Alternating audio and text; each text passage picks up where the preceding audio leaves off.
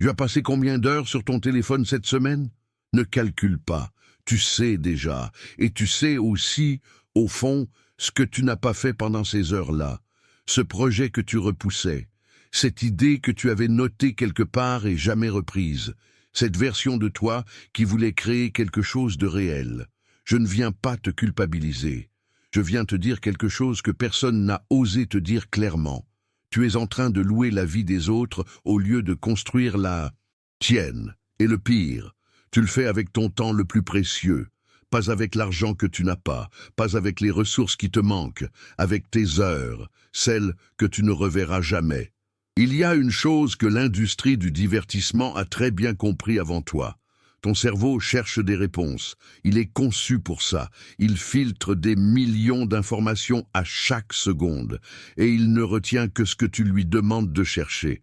Si tu passes ta journée à consommer des vidéos, des fils d'actualité, des avis des autres, des histoires des autres, tu donnes à ton cerveau une instruction claire. Cherche ce qui est intéressant chez les autres. Et lui, fidèle à sa nature, obéit. Il cherche, il trouve, et il revient te demander encore, et encore, et encore. C'est une boucle, pas une boucle de croissance, une boucle d'absorption. Tu n'es plus un acteur, tu es un récepteur, et les récepteurs ne construisent rien. Je veux te parler d'un homme. Il avait un cahier sur sa table de nuit depuis 3 ans. Un cahier avec des idées, des fragments, des ébauches de quelque chose qu'il voulait créer. Un livre, un projet, une entreprise, peu importe. Chaque soir, il ouvrait son téléphone pour se détendre un peu d'abord. Et chaque matin, ce cahier était là, intact, vierge, silencieux, comme une version de lui qu'il repoussait à demain. Ce cahier, tu l'as peut-être chez toi, pas forcément physiquement, mais mentalement, quelque part en toi, il y a quelque chose qui attend, une idée que tu n'as pas encore matérialisée. Une voix que tu n'as pas encore exprimée, un mouvement que tu n'as pas encore amorcé. Et pendant que tu attends, quelqu'un d'autre, avec les mêmes peurs que toi, les mêmes doutes que toi, moins de talent peut-être, crée. Il publie imparfaitement, il construit maladroitement, il avance, et toi, tu regardes. Voici la vérité psychologique que peu de gens acceptent vraiment. Consommer n'est pas neutre. Chaque heure que tu passes à absorber, la création des autres renforce une identité, l'identité de quelqu'un qui regarde. Et l'identité est la chose la plus puissante qui existe en toi. Tu n'agis pas selon tes objectifs, tu agis selon qui tu crois être, toujours, sans exception. Une personne qui se perçoit comme un créateur se lève différemment. Elle pose des questions différentes. Elle n'attend pas l'inspiration, elle crée les conditions pour qu'elle arrive. Elle ne cherche pas la validation, elle cherche l'expression. Une personne qui se perçoit comme un consommateur attend. Elle attend le bon moment. Elle attend d'être prête. Elle attend que quelqu'un lui dise que c'est assez bon. Et cette attente n'a pas de fond, parce que l'identité du consommateur se nourrit de contenu externe. Et il y a toujours plus de contenu, toujours plus d'informations, toujours plus de raisons de ne pas encore commencer. Alors voici la question que je veux que tu te poses maintenant. Pas demain, maintenant. Qui est-ce que tu as choisi d'être? Pas ce que tu veux faire, pas ce que tu veux avoir. Qui veux-tu être? Parce que quand l'identité change, tout change. La personne qui se voit comme créatrice ne cherche plus de permission. Elle n'attend plus que les conditions soient parfaites, parce qu'elle sait que les conditions parfaites n'arrivent jamais. Elle comprend quelque chose que les consommateurs ne comprennent pas. La clarté ne précède pas l'action. Elle vient de l'action. Tu ne sauras pas ce que tu crées avant de l'avoir créé. Tu ne sauras pas de quoi tu es capable avant de l'avoir tenté. L'acte de créer est lui-même la réponse à la question. Mais il y a une raison pour laquelle tu continues de consommer, et elle est plus profonde que la paresse ou le manque de discipline. Consommer, c'est sûr. Quand tu regardes la vidéo de quelqu'un d'autre, tu ne peux pas échouer. Quand tu lis le projet de quelqu'un d'autre, tu n'es pas jugé. Quand tu explores le travail de quelqu'un d'autre, tu es invisible. Et l'invisibilité est confortable. Créer, vraiment créer, c'est s'exposer. C'est dire, voilà ce que je pense, ce que je ressens, ce que je vois du monde. C'est risquer que personne ne s'intéresse. C'est risquer d'être vu et d'être ignoré. ou pire, d'être vu et critiqué. Et à son bras, cette partie de toi qui préfère le connu à l'inconnu, la douleur familière au risque nouveau, elle utilise tout ça. Elle dit « Regarde encore un peu, apprends encore, prépare-toi encore ». Elle transforme. L'absorption en discipline. Elle déguise la peur en prudence. Et tu la crois, parce qu'elle a l'air raisonnable. Mais ce n'est pas de la prudence. C'est de l'évitement déguisé en ambition. Et voici ce que l'évitement fait à ton cerveau sur le long terme. Plus tu consommes passivement, plus tu récompenses les circuits de récompense rapide. Chaque scroll, chaque like, chaque vidéo qui commence automatiquement, il déclenche une microdose de dopamine, petite, immédiate, vide, et ton cerveau s'adapte.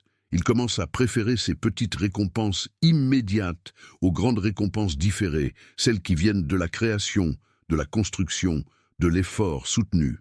Résultat, créer devient difficile, pas parce que tu n'es pas capable, mais parce que ton cerveau a été reconditionné pour chercher la stimulation facile. Pour se reconcentrer sur l'effort profond, il faut du sevrage. Il faut choisir l'inconfort. Il faut accepter que les premières minutes de création soient vides, ternes, sans éclat, et les traverser quand même, parce que de l'autre côté de ces premières minutes ternes, il y a quelque chose qui t'appartient, quelque chose que personne ne peut te prendre, un état que les créateurs reconnaissent entre eux, le flux, la présence totale, l'oubli du temps. Ce n'est pas un mythe, c'est neurologique, et c'est inaccessible aux consommateurs passifs. Alors, comment on fait le passage? Comment on sort du mode récepteur pour entrer dans le mode créateur? Voici ce qui fonctionne vraiment. Première chose, tu changes ta question du matin. Au lieu de « Qu'est-ce qu'il se passe aujourd'hui dans le monde ?» Tu poses « Qu'est-ce que je veux créer aujourd'hui ?» Même petite chose, même fragment imparfait, mais une chose qui vient de toi. Ton cerveau est un moteur de recherche. Il trouve ce que tu lui demandes de chercher. Si tu lui demandes de chercher ce que les autres font, il te nourrit de leur réalisation. Si tu lui demandes ce que toi tu peut faire, il commence à filtrer la réalité différemment. Il voit des opportunités là où il voyait des distractions. Il entend des idées là où il entendait du bruit. Deuxième chose, tu protèges les premières heures de ta journée. Pas pour le monde, pour toi. Ces premières heures, avant que le téléphone entre, avant que les notifications parlent, avant que les urgences des autres colonisent ton attention, ces heures sont les plus propices à la création. Parce que ton cerveau n'a pas encore été envahi, il est encore à toi. Troisième chose, tu baisses tes standards d'entrée. La plupart des gens n'ont jamais rien créé parce qu'ils attendent d'avoir quelque chose de parfait à montrer. Ce n'est pas ainsi que ça fonctionne. Crée moche, crée hésitant, crée imparfait. L'excellence vient de la répétition, jamais de l'attente. Quatrième chose, et c'est la plus importante, arrête de consommer pour t'informer. Commence à consommer pour créer. La différence est radicale. Quand tu lis avec une question. Qu'est-ce que j'en fais? Quand tu regardes avec une intention. Qu'est-ce que ça inspire en moi? Tu n'es plus un récipient. Tu es un filtre. Tu transformes l'input en output. C'est ça, la mentalité du créateur. Il y a quelque chose que je veux te dire maintenant. Quelque chose que tu connais déjà au fond, mais que tu as peut-être besoin d'entendre à voix haute. Tu as quelque chose à dire, quelque chose qui n'appartient qu'à toi, une perspective, une histoire, une façon de voir le monde qui est uniquement la tienne.